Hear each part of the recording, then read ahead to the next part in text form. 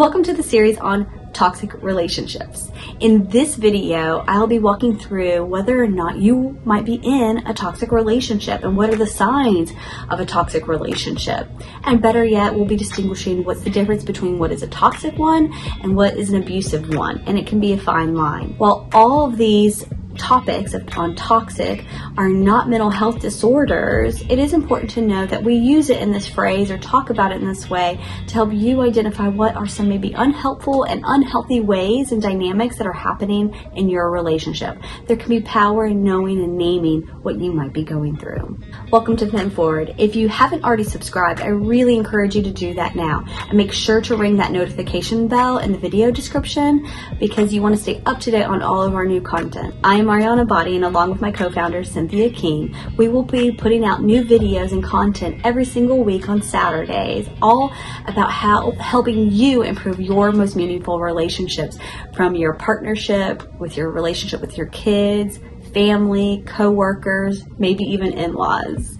Basically all your most important relationships. Hopefully you will learn something new and take away some really helpful strategies after the video. I will be providing links to all the other toxic relationship videos in the video description. So if you're wondering whether or not, wait, am I the toxic one? What are the signs of a toxic relationship? Why do I even keep getting into a toxic relationship?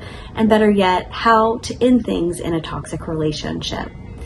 One of the great things that we also have included is a toxic relationship quiz to find out whether or not you have some toxic traits, your partner might have some toxic traits, and maybe it's just the dynamic or the combo between the two of you guys that might be toxic. We also have all the answers in the answer key, so you can also learn what are some of the helpful or healthy relationship patterns. What is a toxic relationship? A toxic relationship is having a pattern of unhelpful and unhealthy ways of connecting and interacting in your relationship. In this video, we will be discussing 10 different types or signs that you are in a toxic relationship. Do you have a toxic relationship?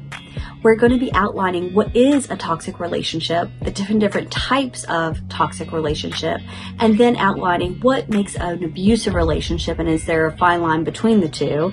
And there's 6 different kinds of abusive relationships that we're going to outline. Toxic relationship is having a pattern of unhealthy and unhelpful ways of interacting between two different people or more. There's simply more bad times than good times. You seem to feel more torn down and defeated rather than united and working on repairing some of the damage that has been done, because all relationships are going to have ups and downs, but it's about how you work through it in very helpful and healthy ways to bring the relationship together. There's often going to be times where you may even wonder, why am I even in this relationship, or is it even worth it? If you are asking and feeling those type of feelings, that is a good sign that, hey, I might be in a toxic relationship. Here are 10 signs.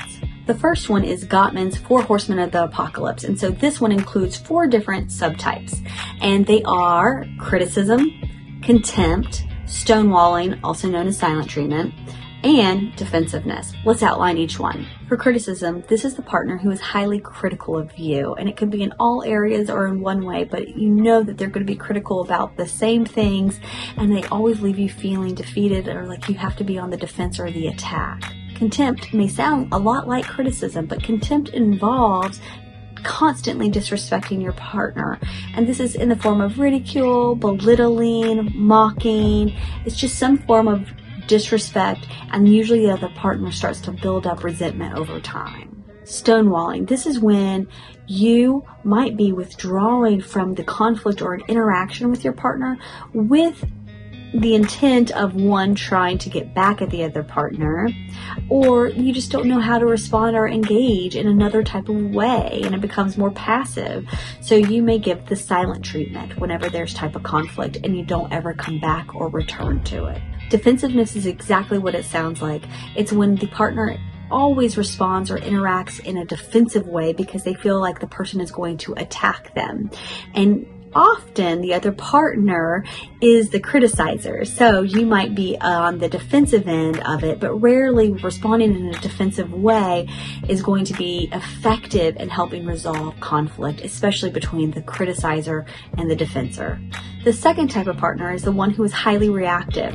So no matter what, whether there's conflict or not, you never know when they're going to just implode or explode with emotion. They're just very reactive and jump on the case or jump with emotion to anything that's going on. This might cause the other partner not to bring up issues and remain silent. The third type is you're stuck in the same fight, and this is actually a very popular, common one. I shouldn't say popular, but common one that shows up in relationships, and you can usually see it in the first few weeks or months of a relationship, and where you still have the same conflict that keeps coming up time and time again, and you're so annoyed over it usually.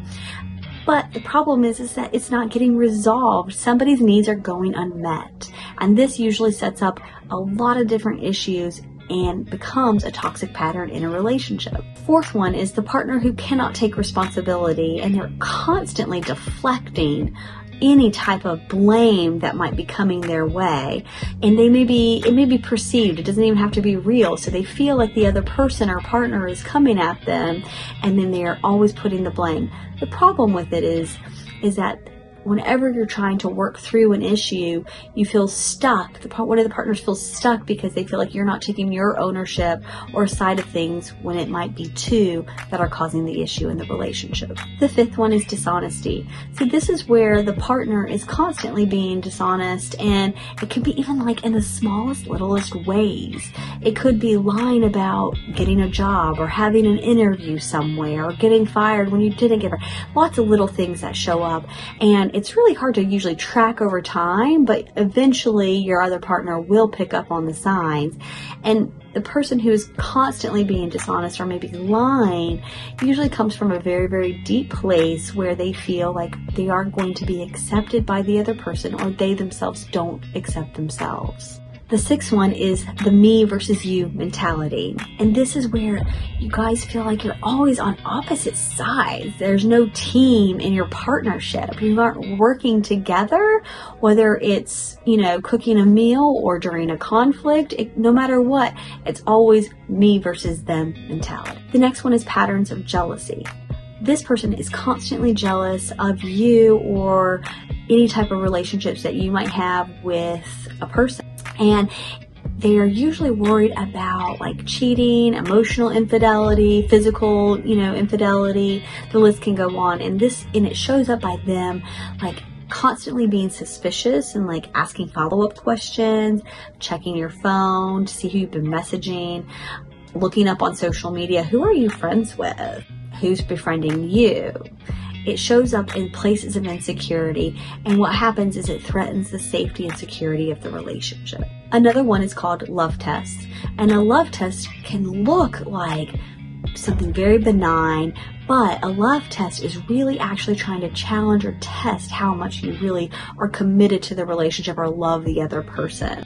This might look like, hey, I really need to go to bed right now, and you don't want to text anymore, and that's what you're saying on the text message, I need to go to bed. But really, you're not asserting your needs. You're wanting the other person to be like, no, please stay up with me just a little bit. You're trying to bait them to see, and it's like a measure of their love for you. Patterns of resentment. This shows up in so many relationships, and this one is all about how you might have felt criticized, or there was contempt in your relationship, or defensiveness, or even the silent treatment, like when we talked about the Gottman's 4 Horsemen. And basically, you feel really upset and angry at your partner for not showing up in the ways that you really need them to. This may come across as criticism. This might show up being upset with your partner for not picking up the slack in the house or helping you in the ways that you need. The last one is your needs go unmet. And this could be for months at a time or years or the length of your relationship. And again, this goes into like, I feel like I constantly am being assertive and I'm bringing up my needs and coming to you saying, hey, I need this from you to make our relationship healthy. And the other partner is not able to really hear, understand, or meet those needs in some way. And then usually resentment builds up.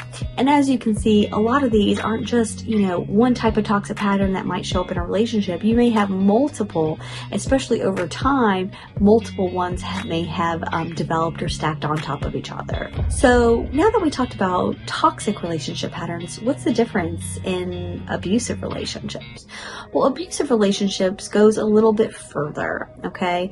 An abusive relationship is whenever there is a person or a partner who is exerting and trying to maintain power and control in the relationship. So even though we review 6 different types, you're always going to see that pattern of exerting and maintaining power and control no matter what. It's important to note that you might see this show up in very slow ways and gradually progress in a relationship, or it can be very quick and a very sudden onset.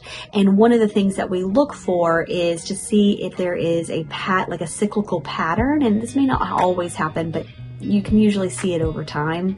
But it first starts off with, hey, there's like a honeymoon phase where they're all in love, they're really committed to one another, and life couldn't get better. And then you start to see things disintegrate or, tear down, and there's more conflict that's coming up and issues that are coming up, and then it finally gets to a point where it explodes, right? Where there's the heavy conflict and the abuse occurs. And then after the abuse occurs, then that partner who is the perpetrator of the explosion or the violence will try to repair or make up the relationship. And then the honeymoon period starts over again. So they may try to buy you gifts, repair, I'll do better next time. And then you see the cycle and repeat over and over again. But again, you're going to see that line or that thread of exerting and maintaining power and control always. The biggest telltale signs of an abusive relationship is whenever that the abuser or the perpetrator tries to separate you from other meaningful relationships in your life, like from family members and friends, and your life slowly becomes smaller and smaller and smaller.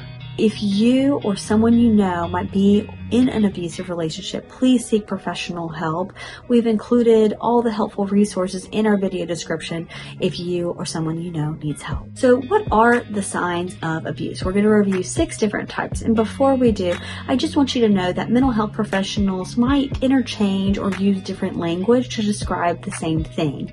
So in this video, I'm using abusive relationships. However, other people might use intimate partner violence, dating abuse, dating violence, and domestic violence. The first one is digital abuse. And this is when someone is stalking, bullying, manipulating, threatening you in some way on a digital device, and usually involves social media of some kind. The second one is sexual abuse, and this is pressuring, forcing, or coercing someone to do some unwanted sexual activity regarding time, place, person, or event. Physical abuse is when someone comes in and intentionally comes into contact with you or something near your body that is unwanted and either causes injury, death, harm, or injury. Financial abuse is controlling somebody's ability to make money, as well as controlling their financial stability and sense of security. This actually could involve controlling somebody's finances over children. Emotional, psychological, and verbal abuse are going to be all lumped into one because it involves somebody who is intimidating, threatening, coercing you, excessively checking and stalking, and even humiliating. This can also involve taking control or threatening to take control over the children. Stalking involves somebody watching, following, invading your privacy, or harassing you with the intent of making you feel scared, vulnerable, or unsafe. So what's the difference between abuse and toxic? Here's the thing. The word toxic has been a buzzword around for these next few months and years. And so people may often misuse the word toxic to actually mean abuse. In other cases, there may be a lot of overlap. Somebody who is in an abusive relationship may also have some toxic relationship traits and qualities. Or somebody might be in a toxic relationship and it may blend over or start to stretch into the abusive territory. However, not all relationships that are toxic are abusive. Regardless, both are very unhealthy, unhelpful ways of managing and being in a relationship, and both need to be stopped, and both usually need professional help. Overall, we hope you find this incredibly helpful. There are so many articles, videos, quizzes, and workshops, all to helping you improve your most meaningful relationships. We really appreciate you being here, and we'll see you next time.